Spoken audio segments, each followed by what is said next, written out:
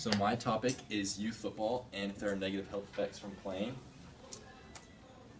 And so just to give a little bit of background on the sport of football, it is the most popular sport in America right now. The Super Bowl achieves about 110 million viewers every year, so that's about a third of the U.S.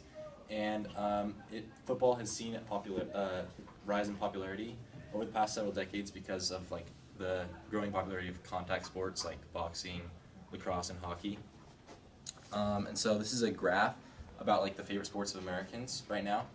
And so it shows that pro football is that 35% of Americans would say pro football is their favorite, and then followed by baseball and college football. So if you combine college football and pro football just into a generic football genre, it combines to 46% of Americans. So almost half of the nation would say that football is their favorite sport. So some football health consequences. A common disease is CTE. It stands for chronic traumatic encephalopathy. And so this results from repeated head trauma over long periods of time. And it was discovered by Dr. Bennett Omalu in 2002 when he did an autopsy on Mike Webster, who's a famous Steelers center. I think he was 50 years old when he died. I think he committed suicide. And so his brain appeared to be healthy on the outside. Nothing seemed wrong, but when Omalu took slices of his brain and looked at it under a microscope and found that it had serious problems and was deteriorated and seemed to be like the brain of an 80 or 90-year-old. So almost 40 years older than how old he was. And so since the diagnosis of Mike Webster's brain, 111 NFL players have donated their brains to be studied, and 110 of them have been found to have CTE. And most of those people had committed suicide, and that's why their brains were donated. So there was a movie made about a book by Jean-Marie Lascaux called Concussion, and it talks about the discovery of this disease and how hard it was for society to accept that it was a real thing because people love football so much. And so I'm going to do the competing sides of my issue. So on one side we have that youth football is not bad. I think this is popular in our country today because of the popularity of football. Because it's there are 1.5 million children involved in youth football, and so a lot of parents, of course, are supporting this because they're putting their kids in contact football leagues. And so I think a main reason for this is it teaches kids discipline and perseverance, and also teamwork and how to work well with others. And also it's a good thing for exercising and staying fit. Yeah. And then on the other side, we have that youth football is hurting kids. And so this is not so popular among just regular Americans, but it is common belief among medical professionals and doctors.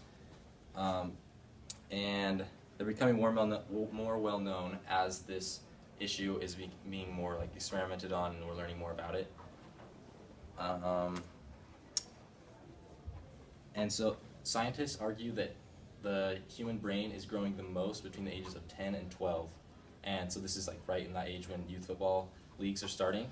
And so a study by Boston University determined that, so they studied players that had played just high school football, high school, college, just a variety between high school, college, and NFL.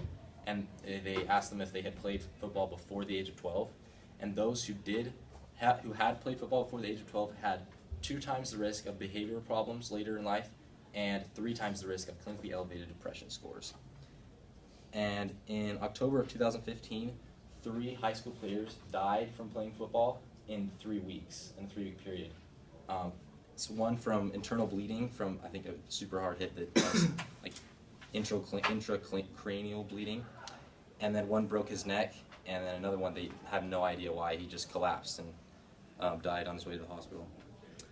And so we see this in high school, and so as the sport becomes more competitive, it could spread to youth football, because there are becoming more harder hits and it's more competitive. And so this is a video about that has some youth football hits. Just wanted to show a couple. What's wrong with you? What happened? What happened? Goosh. Oh my gosh. Oh my gosh.